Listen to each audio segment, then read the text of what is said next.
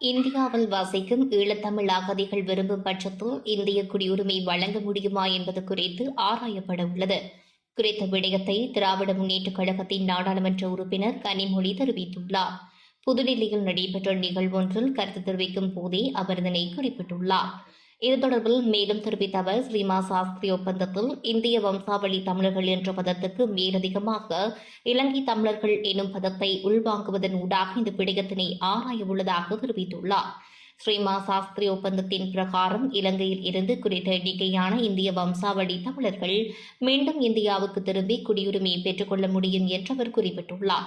இருப்பினும் அந்த எண்ணிக்கை இதுவரை பூரணமடையாததன் காரணமாக அதில் இலங்கை தமிழர்கள் என்னும் பதத்தை இணைக்க முடியுமா என்பது குறித்து ஆராய்ந்து வருவதாகவும் அவர் சுட்டிக்காட்டியுள்ளார்.